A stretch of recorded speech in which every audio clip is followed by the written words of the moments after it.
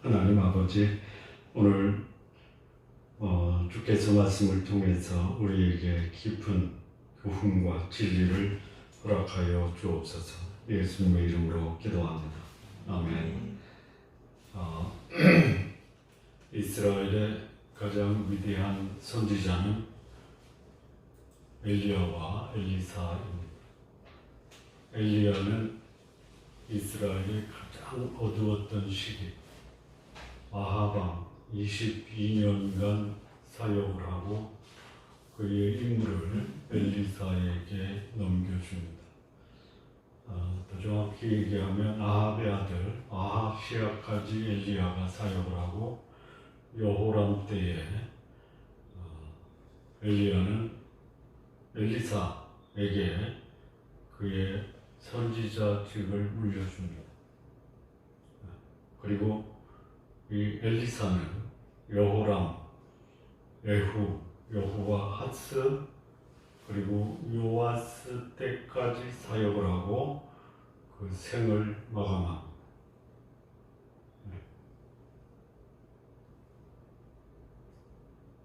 이 엘리사의 생을 보면 이미 아합 때에 이세벨의 살해 위협을 피해서 호렙산까지 갔던 엘리야에게 하나님이 엘리사에 대한 예언의 말씀을 합니다. 아합의 왕조를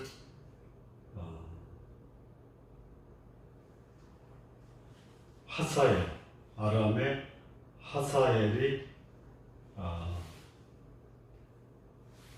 공격을 해서 그 세력을 약화시키고 그것도 충분하지 않으면 반역을 통해서 예후가 오므리 왕조를 몰락하는데 일조를 하고 그리고 마지막에 엘리사가 남은 오므리 왕조 아합의 가족을 다 멸할 것이다 이렇게 엘리야를 통해서 예언합니다. 사실 오므리 왕조의 몰락은 예후 때 다 이루어집니다.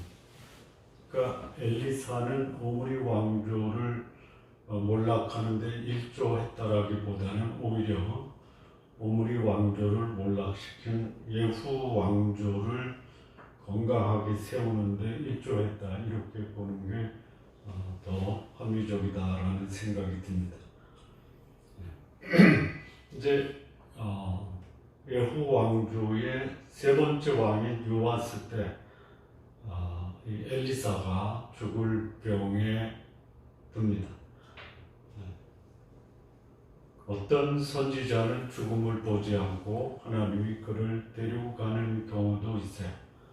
네, 어떤 선지자는 병이 들어서 지상에서 그 생을 마감할 수도 있습니다. 여러분이라면 어떤 생을 맞이하기를 원합니까? 죽지 않고 하나님이 모시고 가기를 원합니까? 병들어서 임종을 맞이하기를 원합니까? 희망은 할 수 있잖아요. 네?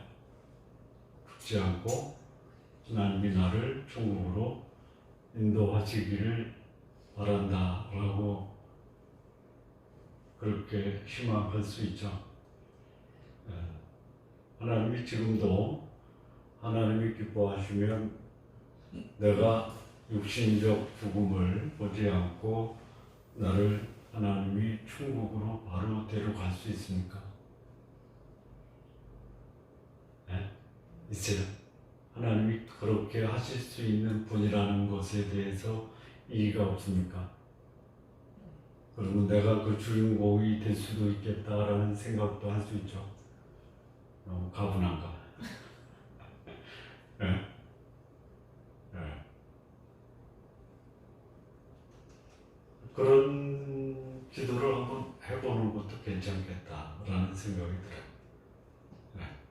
자, 이 이스라엘의 위대한 선지자 엘리사가 이제 임종을 맞이합니다. 임종을 맞이할 때 이스라엘의 임금이 누구냐면 요아스입니다. 요아스. 에후의 손자입니다. 에후의 아들 여호아하스, 여호아스의 아들 요아스가 이스라엘의 임금으로 있을 때 엘리사는 병이 들어서 임종을 맞이합니다. 엘리사가 죽을 때가 됐다는 소식을 요아스 왕이 듣습니다. 그리고 요아스 왕이 엘리사의 임종을 지키러 엘리사의 집에 옵니다. 그리고 요아스가 엘리사에게 내려와 그에게 하는 말이 아주 특별합니다. 거기 보면은 뭐라고 말씀을 하냐면, 이스라엘 왕 요아스가 그에게로 내려와 자기의 얼굴에 눈물을 흘리며 이르되, 자기의 얼굴에 눈물을 흘리며 이르되, 내 아버지여, 내 아버지여, 이스라엘의 병기와 마병이여 하며, 이 이스라엘 왕 요아스가 엘리사의 임종 때 보인 모습과 말입니다. 조금 특별하지 않아요? 표현이 특별한 건지 요아스의 행동이 특별한 건지. 눈물을 흘릴 때 얼굴에 흘립니까? 입에다 흘립니까? 얼굴이라는 단어를 썼거든요. 눈물을 얼굴에 흘리죠? 아닌가? 눈물을 흘릴 때 그 고개를 90도로 숙이고 땅에다 흘립니까? 아니죠? 이게 조금 좀 표현이 독특하다라는 생각이 들어요. 자, 이 성경을 기록한 기자가 보통 왕이 눈물을 흘릴 수도 있죠. 근데 왕이라고 하면 소위 그 신하들 임종 때 가서 왕이 임종을 지킵니까? 사람을 보내서 애도합니까? 네? 어때요? 사극도 안 봐요? 사람을 보내죠. 여기 직접 갔어요. 그리고 눈물이 흘려지는 그 모습이 얼굴에 눈물 범벅이 됐다 이거예요. 그만큼 애도하는 이 요아스 왕의 모습이 그려진다라는 거죠. 그리고 뭐라고 얘기하냐면, 내 아버지요, 내 아버지요, 이스라엘의 병거와 이스라엘의 마병이요. 이렇게 엘리사의 죽음 앞에서 엘리사가 이스라엘의 어떤 존재였는가를 이렇게 표현을 합니다. 그러니까 엘리사는 이스라엘의 버팀목이에요, 버팀목. 요아스에게는 아버지다. 이 아버지다라고 말하는 것은 육신적 아버지가 아니죠. 그런데 나라의 왕의 아버지다라고 하면 소위 임금인데, 엘리사는 임금의 아버지가 아니잖아요. 임금의 아버지는 임금 아니에요. 그런데 여기서 아버지라고 부른 것은 나라의 어른이다, 북부다 이거죠. 그만큼 이 엘리사는 이스라엘의 나라를 지키는 버팀목이었다. 마병이요, 또 병거요. 그러니까 이스라엘을 지키는데 가장 중요한 역할을 한 사람이 누구냐? 엘리사였다. 그러니까 한 가정이나 한 공동체나 한 나라의 버팀목, 나라를 지키는 수호자가 누구냐? 하나님과 깊은 교제와 관계를 맺고 있는 하나님의 사람이 그 나라를 버티는 가장 중요한 수호자 역할을 한다라고 고백하는 거예요. 그런데 여호람 이후에 에후, 여호아하스, 그리고 요아스 때까지 엘리사의 사역이 기록되어 있지 않습니다. 없어요. 에후의 반란 이후에 엘리사에 대한 그 사역이 성경에 안 나타나요. 그런데 여기 요아스는 엘리사가 죽을 때 엘리사는 누구였냐? 나라의 부였고 그리고 이스라엘을 지키는 수호자 버팀목이었다라고 고백하는. 엘리사가 그런 역할을 한 적이 있습니까? 있죠. 네? 사마리아에서 아람의 소위 벤하닷이 왕궁 어전회의를 할 때 그 어전회의에서 이스라엘을 침공하자고 하는 그 회의가 엘리사에게 하나님이 들려주고 그것을 바로 유다왕 여호람에게 보고를 하고 여호람은 대비를 해요. 그러다가 안 되니까 그 아람 왕 신하 중에 하나가 이스라엘은 왕이 침실에서 얘기하는 것까지도 알아듣는 선지자가 있다. 그가 있는 한 우리가 하는 어떤 비밀회의도 이스라엘 왕에게 보고되고 이스라엘은 우리가 하고자 하는 모든 것에 대해서 대비한다. 이렇게 보고를 해요. 그래서 베나닷 2세입니다. 오늘 본문에 베나닷이 나오는데 이 사람은 베나닷 3세.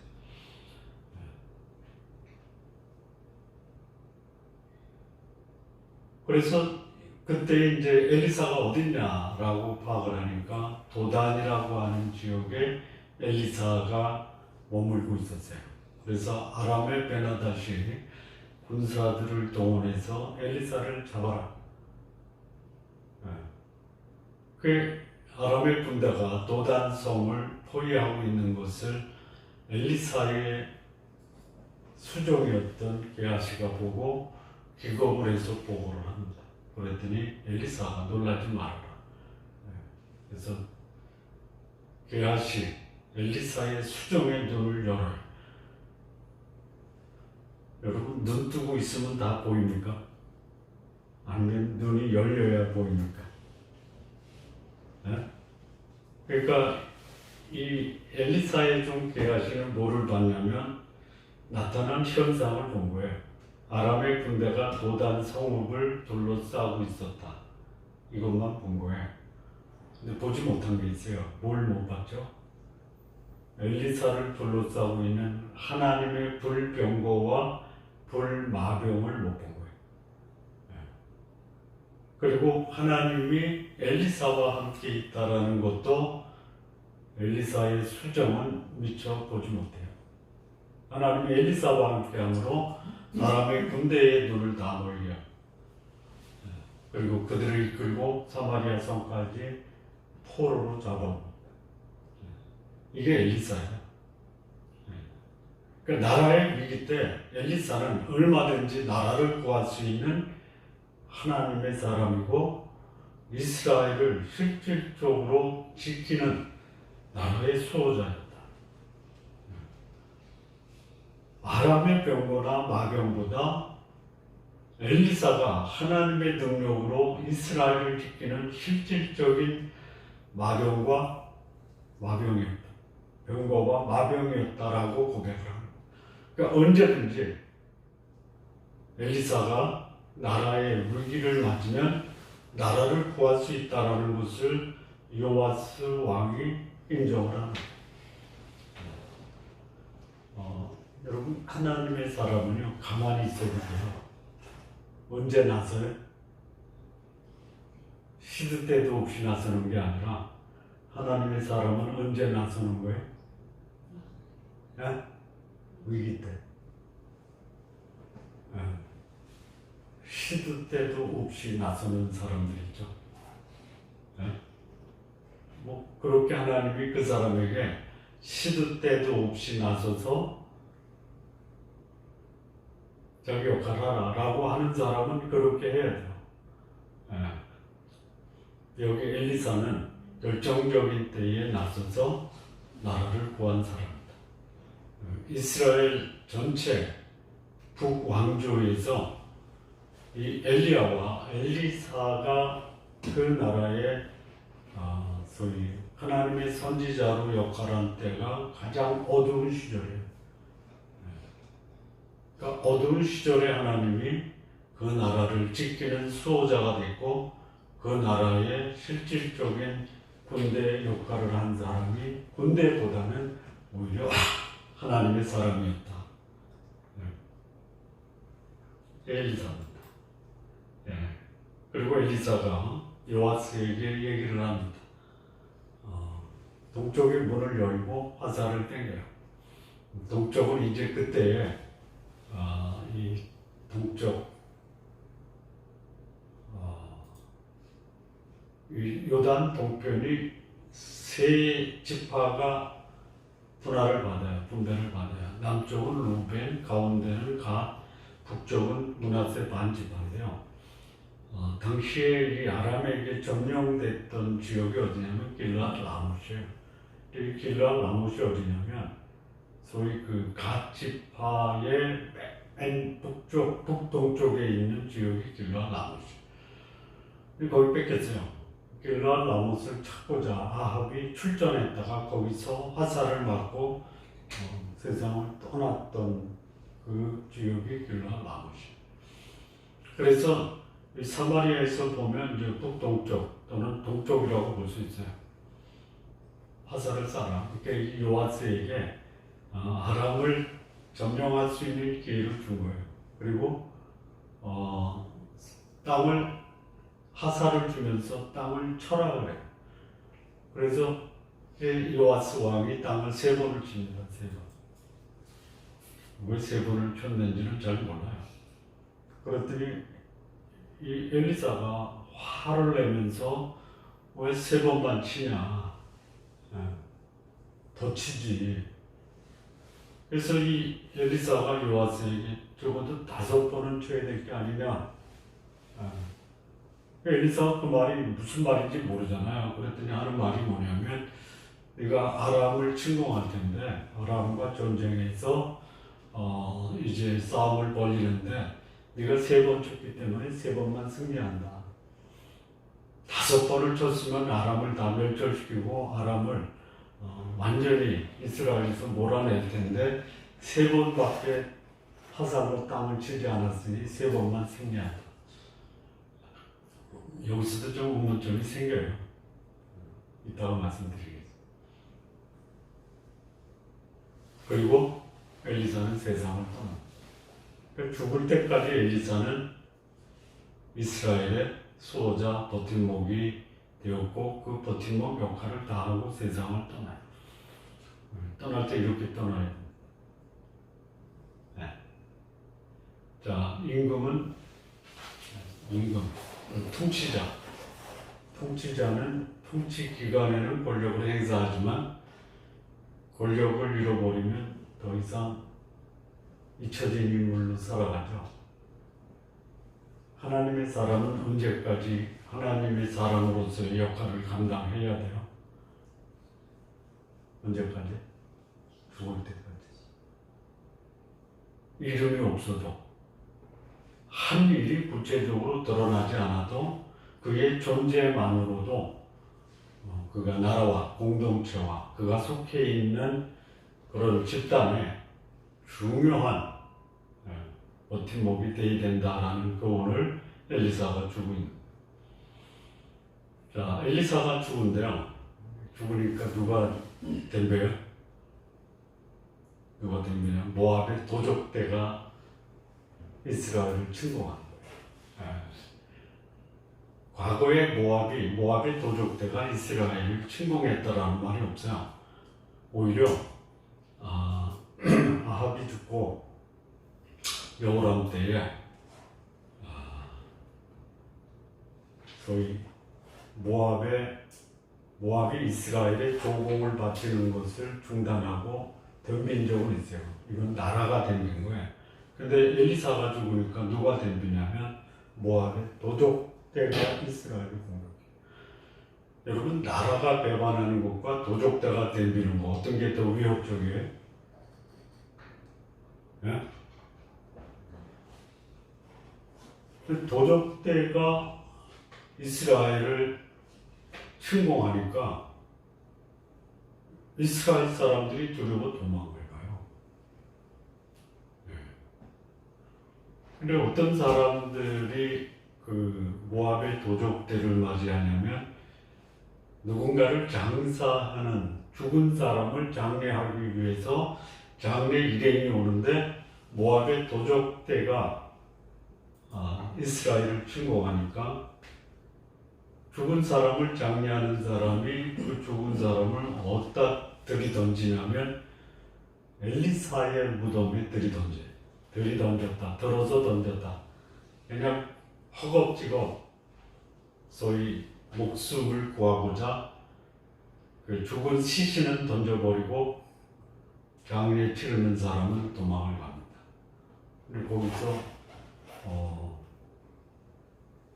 어떤 일이 벌어지냐면 그 엘리사의 시체에 죽은 사람의 시신이 닿으니까 뼈에 생기가 돋고 살아나요. 이걸 어떻게 이해해야 되느냐?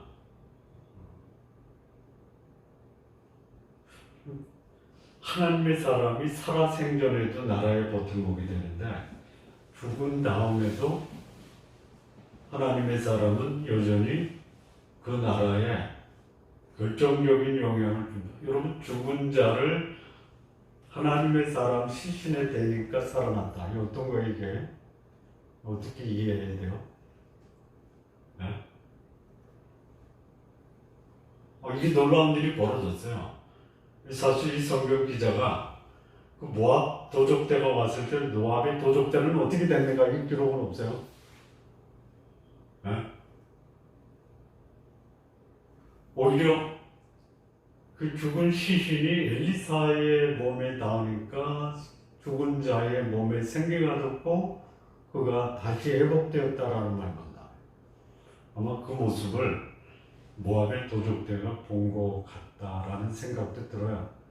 죽은 자가 살아나는 걸 보고 도적대가 어떻게 생각했을까요? 그 상상 맡기겠습니다.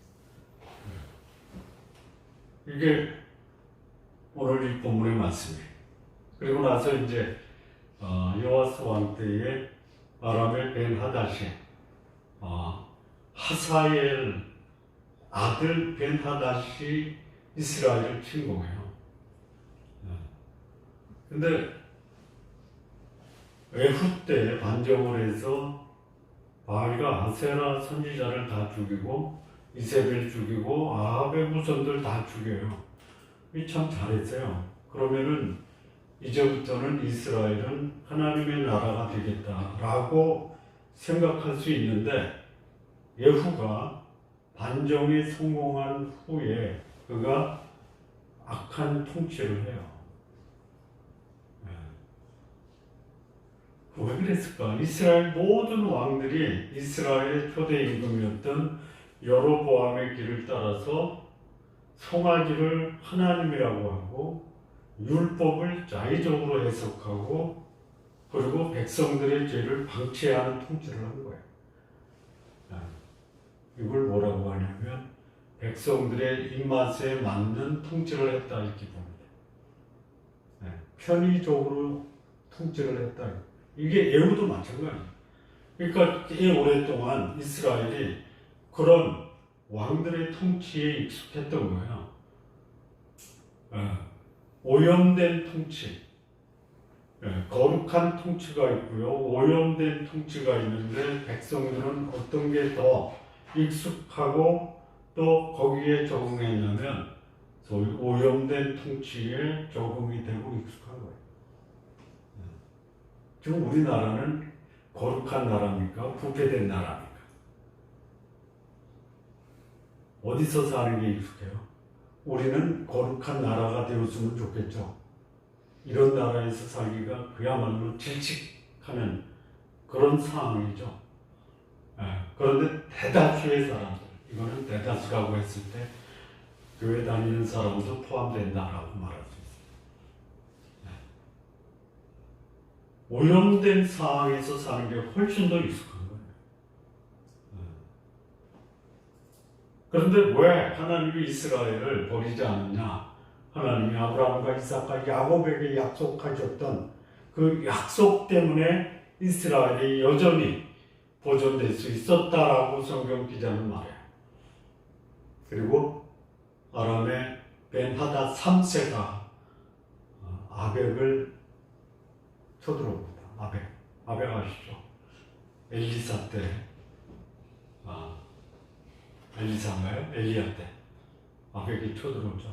그래서 거기서 벤하닷 2세를 포로로 잡아서 그를 사마리아까지 데려와서 놓아준 일이 결국은 아합이 하나님의 징계를 받아서 나중에 길르앗 라못 전투에서 죽임을 당하는 이런 결과를 가져온 거예요. 아벡을 점령 신공했을 때 요아스가 3번 쳐서 벤하닷 3세를 무찌릅니다. 5번 쳐들어왔던 것 같아요. 5번. 여기 요아스가 하산으로 땅을 3번 치니까 엘리사가 화를 내면서 5번을 쳐야지, 그래야지 아람을 다 멸할 수 있었는데 3번만 쳤기 때문에 아람을 이스라엘에서 몰아내는 데까지는 성공했지만 아람을 다 멸절시키고 몰락시키는 데는 실패했다, 이런 얘기. 이게 오늘 이 본문이 우리에게 주는 말씀입니다. 자, 오늘 이 말씀을 통해서 우리에게 주는 엘리사의 죽음과 그의 예언이 우리에게 주는 교훈이 있어요. 첫째는 엘리사가 살아있을 때 그가 우리에게 주는 교훈이 있어요. 하나님의 사람이 살아있을 동안에 그가 속해 있는 공동체의 버팀목으로 그 공동체의 실질적인 권위자가 됩니다. 아버지가 됩니다. 뿐만 아니라 그 공동체를 지키는 수호자가 되는 거예요. 이게 엘리사입니다. 그 부모가 돼서 한 가정을 꾸리고 가족을 부양하다 보면은 가족들이 아버지를 아버지라고 여깁니까? 아니면 그냥 필요를 채우는 창고지기로 여깁니까? 네? 자식이 없으니 앞서. 네. 아빠의 권위는 거의 땅에 떨어졌다. 제 얘기하는 거예요. 쉽지가 않아요. 네.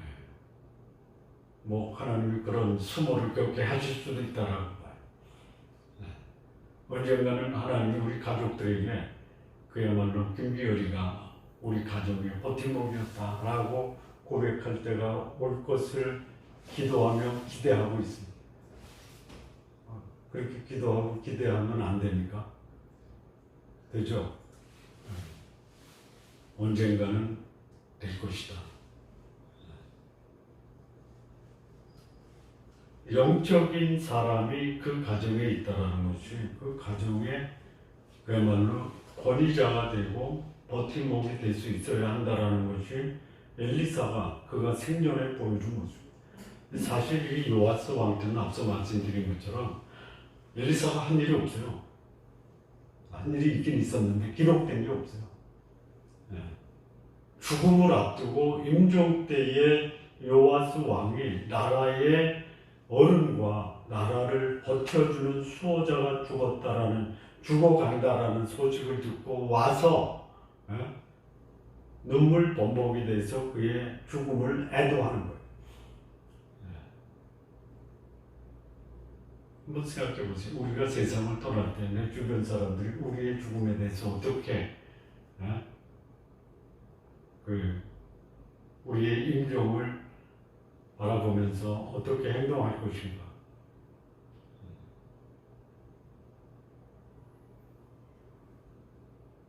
자, 이스라엘이 아까 말씀드린 것처럼 거룩한 나라보다는 오염된 나라야. 자, 오염시키는 것이 뭐냐면요, 돈과 권력이에요, 쾌락이에요.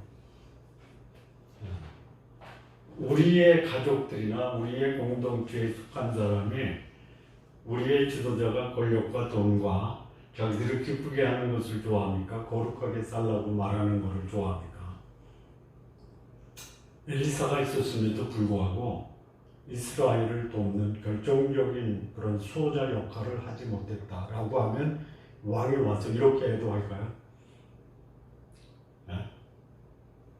제가 우리 아이들에게 필요 이상으로 공급해주고 하고 싶은 대로 하라고 환경을 만들어주고 그들이 원하는 그들의 육신적 그런 즐거움을 위해서 주면 거룩하고 깨끗하게 살라고 하는 아빠를 무시하게 돼. 근데 여기요, 엘리사가 오염된 나라의 등불이에요.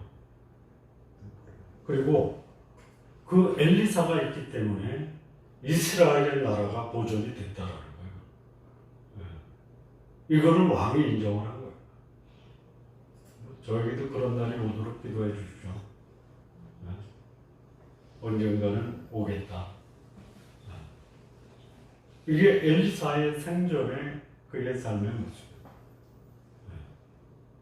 그리고 죽어가면서도 엘리사는 요아스에게 나라를 지키는 그 길을 가르쳐 주잖아요. 화살을 동쪽으로 향하게 쏘게 하고 화살을 가지고 땅을 치게 하고.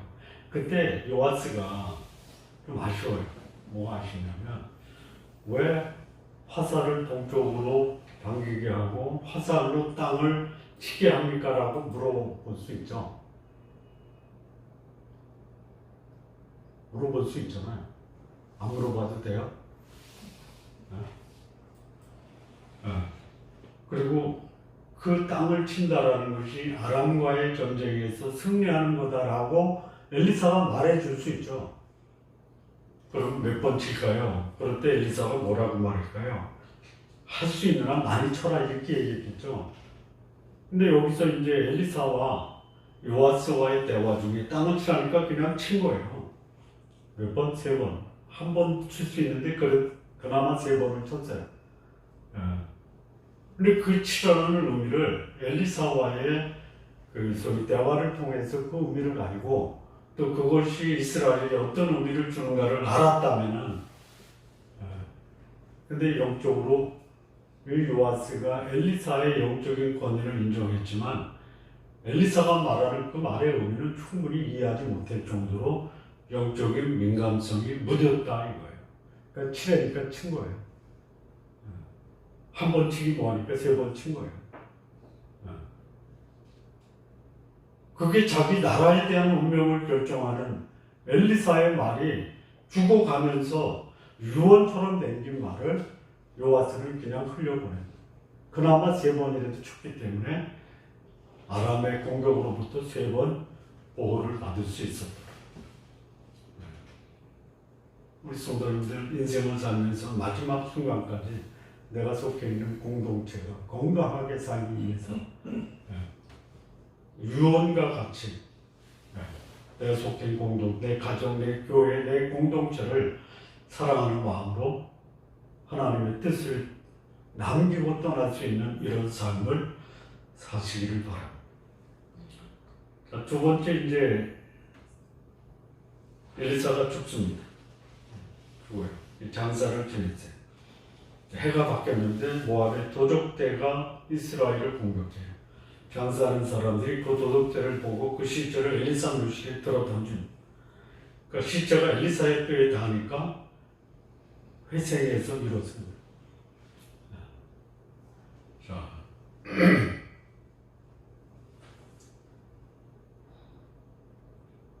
죽은 엘리사가 살아있는 모압대를 이겼다 이렇게 보시면 돼요. 중국 그 고전의 삼국지라고 있죠. 거기 최고의 두뇌. 결국은 제갈량보다 사마이가 삼국 통일하는데 결정적인 역할을 하죠. 근데 지략에 있어서는 죽은 제갈량을 살아있는 사마이가 당하지 못했다라고 했죠. 제갈량이 죽었을 때 내 죽음을 알리지 말아라. 근데 사마이는 죽었다는 걸 아는데 마치 총나라의 군사들이 제갈량이 살아있는 것처럼 행동하는 거예요. 사마이가 제갈량이 죽었는데 살아있는 것처럼 군사들이 행동하니까 물러가잖아요. 그래서 한 말이 그거예요. 죽은 제갈량을 살아있는 사마리가 당하지 않은. 엘리사가 죽었는데 죽은 자가 엘리사의 뼈에 닿자 회복이 되는 거예요. 이게 뭐냐?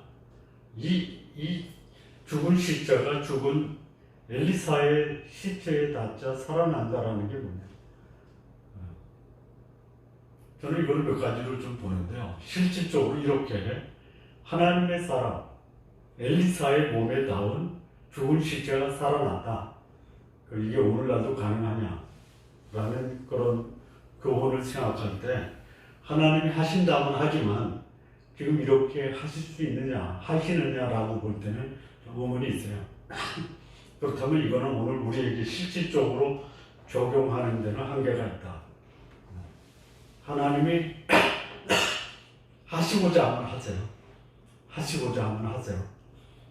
근데 오늘 이런 죽은 하나님의 사람의 몸에 닿으면 죽은 자가 다시 살아나느냐.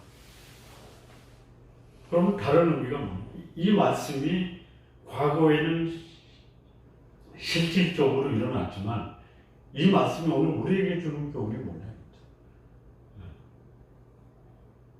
저는 이런 생각이 들어요. 엘리사의 소문 있잖아요. 살아 생전에 그가 하나님을 위해서 했던 이 사역의 내용이 소위 하나님을 모르는 사람들 앞에 엘리사의 얘기가 전해지면 죽은 영혼이 살아난다. 하나님의 사람은요, 살아있을 때 영향을 줘야 되지만 그가 세상을 떠나고 죽은 후에라도 그의 영적인 영향력은 수많은 사람을 살아나게 하는 역할을 해야 된다. 이렇게 저는 이해를 합니다. 살아있을 때 영향도 중요해요. 그리고 그 역할을 감당했기 때문에 죽은 다음에 엘리사는 여전히 죽은 자에 대해서 생명을 다시 회복시키는 역할을 했다.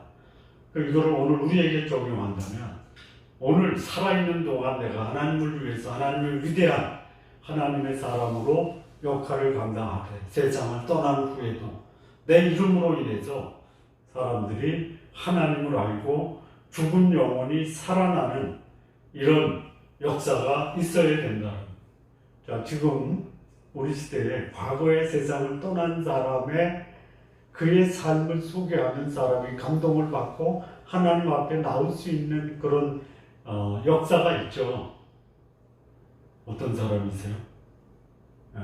예를 들어서 우리나라의 사랑의 원자탄 손양원 목사님의 그 자기 아들을 죽인 공산당을 아들로 받아들이고 아들의 죽음 앞에서 하나님께 10가지 감사의 기도를 드렸던 게 있죠. 이게 사람들을 감동시키는 거예요. 또 우리나라의 주기철 목사님이라는 분이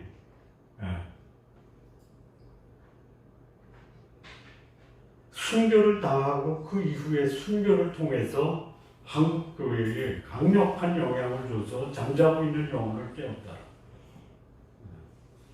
좀 우리 그랬으면 좋겠어요. 그런데 살아있는 동안에 영향을 줘야지 죽은 다음에도 영향을 끼치는 거예요. 자, 그 다음에 세 번째 이 엘리사의 죽음 앞에서 그가 준 교훈이 뭐냐면 그가 한 예언은 반드시 이루어진다. 아람이 3번 침공하고 요아스는 화살로 땅을 3번 침으로 인해서 3번 승리한 것이 역사에 그대로 실현되었다. 여러분, 우리 말이 소위 그런 말 있잖아요. 말이 시가 돼서 이루어진다. 그런데 내 말이 하나님의 말씀이다라고 할 때 이 말씀은 반드시 이루어지는 거예요. 내 말이 어떤 말이어야 되느냐? 하나님의 말씀을 떼어날 수 있어야 된다. 여러분 입에서 나오는 말이 뭐냐? 아주 오래된 친구, 막역한 친구를 만나면 편하게 얘기하죠. 그래도 은혜스럽게 해야 됩니다. 요즘 제 친구 중에 하나가 야 우리 은혜스러운 말을 쓰자. 친구들끼리 60년 된 친구들이 만났을 때 막말 쓰지 말자. 그래서 조심하기로 다짐을 했어요.